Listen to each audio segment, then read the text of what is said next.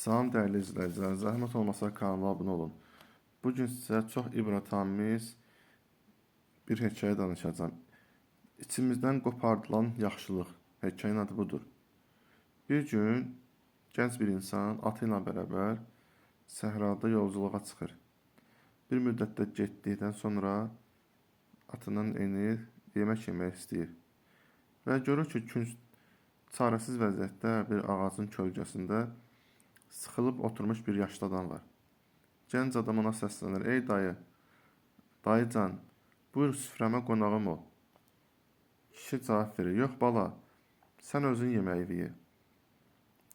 Gənc qayıdır deyir ki, yox ey dayıcan, elə bir şeyim olar, mən burada yemək yiyeyim, sən orada çətin vəziyyətdə oturasan. Həm bir nəfərin yeməyi 2 nəfərə bəs edir.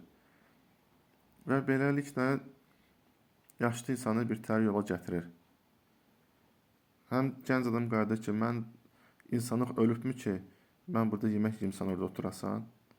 Həqiqətən gənc insan çox xeyirxah bir adam olur, yaxşılığı sevən insan olur. Və bərabər başlayırlar yemək yeməyə.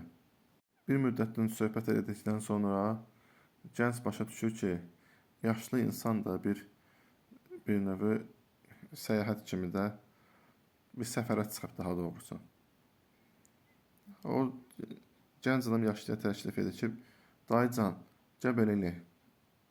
Sən yorulmusan, sən mənim atıma min, mən isə piyada arxanca gəlim. Kişi deyir ki, yox evladım, elə şey olmaz. Sən buna daha çox haqqın çatır. Yəni, at sənindir və sənin ona haqqın daha çox çatdığı üçün sən özün getməlisən. Gənc deyir ki, dayıcan, heç belə şey mi olar? Mən gənc, qüvvətim yerində olan bir insan atla gedim, sən piyada get. Həm dəyişib bir-birimizi əvəz eləyib atla gedərik. İnsanlıq ölübmü ki, mən atla sən isə piyada gedəsən. Həqiqətən çox yaxşı bir insan olur bu gənc. Beləliklə, yaşlı kişi ata minir, gənc də onun arxasınca yavaş-yavaş yeriyir.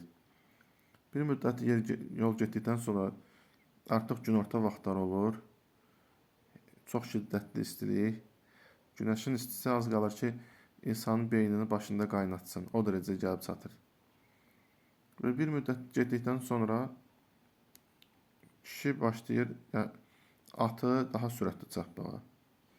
Gənc adam artıq nə olduğunu başa düşür və bunların arxasınca qaçır, lakin təbii ki, ata çata bilmir və yaşlı kişi o atla bərabər qaçır gedir. Onda gənc adam yerə yıxılır, çarəsizcə arxasınca qışqırır ki,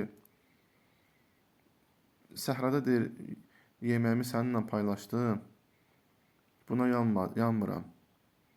Sən bilmirsən ki, mənim atım mənim üçün nə qədər dəyərlidir. Mən atımı da səninlə paylaşdım və sən mənim atımı qaçırtdın, buna da yanmıram.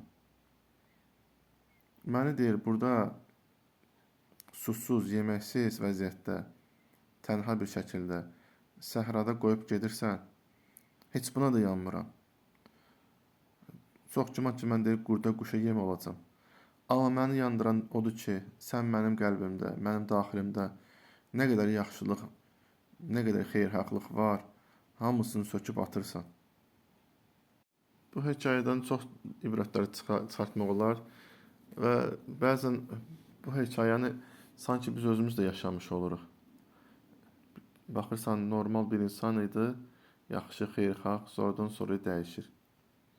Və çox güman ki, həmin insanların, ola bilsin, hətta bu bizim özümüz olmuşuq, başına belə deyək, qarşı tərəfdən çoxlu bir xəyanətlər, xoşagəlməz hadisələr baş verir və ondan sonra insan artıq qəlbindəki, daxilindəki sanki yaxşılıqları, yaxşılıq etmək istəyini belə söküb alırlar. Ondan sonra insan dəyişilir. Və hər kəs çalışmalıdır ki, hər nə olursa olsun, daxilindəki yaxşılıq daima onunla qalsın və ömrün sonuna kimi yaxşıdan pisə doğru heç vaxt dəyişməsin.